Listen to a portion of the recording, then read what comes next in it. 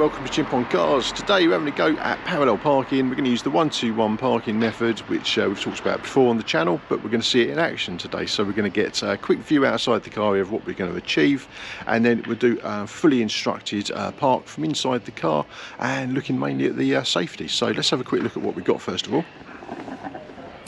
So we've got a parked car there that we're going to pull up alongside. We're going to park back into the space behind it, and we're going to be using this chimney here. So we need to park within a 2 car length gap. So we're going to be a little bit closer than we've left there. So we've left a little bit more than 2 car lengths there. But we just need to be within 2 car lengths and reasonably close, reasonably parallel to the curb with our finishing position.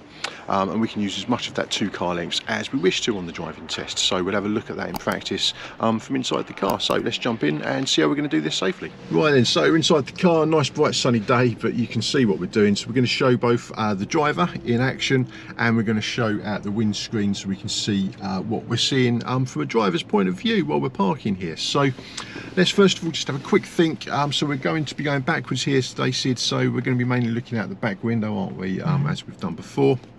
And of course we're going slow, doing a slow manoeuvre, so we need to be checking both your blind spots.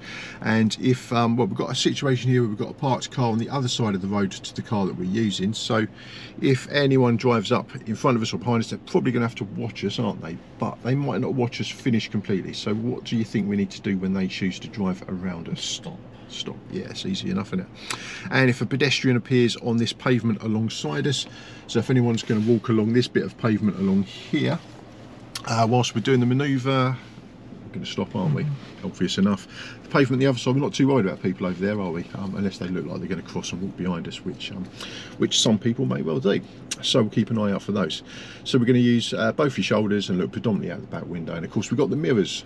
We can use the mirrors. So let's have a go at 1-2-1 parking. So first of all then, drive us safely from here, and we'll put ourselves alongside that car over there. So you've got your usual, that's it, mirror, blind spot. So we want to be reasonably close to this car, not too close. So just, yeah, not so close, a little bit further away would be nice. Okay, so you just pull this up alongside it there in a nice straight line and into reverse gear then, mate. So before we go backwards, keep your foot on the brake there, so you want to check both your blind spots. And then looking predominantly out the back window, we're just going to go back in a straight line until, well, we'll have a look at it. So a little bit further than this, so looking mainly out the back window. So this car that we're using here, we want to be further back than this. So you see where the back of that car is there, I want it about halfway down my passenger door here, so around about here somewhere will be fine. Okay then, so one turn of the steering wheel with the car moving ideally, so you don't shoe the bottom of your tyres up, but you get the idea. Okay, so that's it, that shoulder and the other shoulder. So we're looking for pedestrians, we're looking for cars, looking for bikes, looking for things that might happen. We're going to keep the steering wheel as it is until we achieve about a 45-degree angle across the road. So further than this, keep it going, further than this, stop us there. So foot on the brake, so you can see that we've achieved an angle across the road here. So now we're going to do 2 turns of steering wheel with the car moving slowly. So 2 complete revolutions of the steering wheel. So there's half of one, there's one, and the other one as well. There you go, good. A little bit slower, foot on the brake, looking mainly backwards because we're going backwards. That's it, other shoulder as well.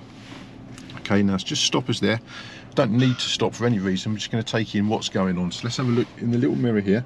Right, so the driving lesson is going really well. Just a quick note, we are using Collingwood for our insurance here. So it's learner short-term insurance we've purchased for the vehicle. 24 weeks, 168 quid with discount. If you want a discount too, click the link on the screen, click the link in the description, or put in my ADI number, which is 322331. And you can see that we're coming in the little round blind spot mirror. There's a link for those on the top of the screen. They do make it remarkably easy to see where the curb is. So we're coming in nice and close to the curb. We're going to be pretty much perfectly parked here, I think. So just keep the steering wheel where it is. Check both your blind spots. That's it, and we'll just keep the car coming in until we're reasonably parallel to the curb. So keep it going, keep it going. So it's about there. It's actually a little bit more, but we're virtually there, yeah.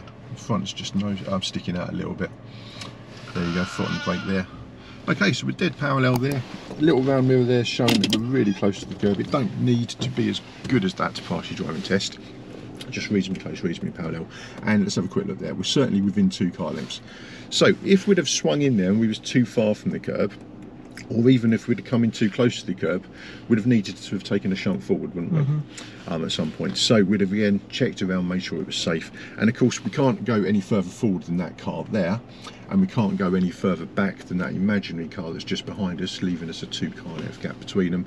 But we can go within those as long as we don't go up the curb, and we're checking both of our shoulders as we're going backwards and forwards. Okay, good. Well done, mate.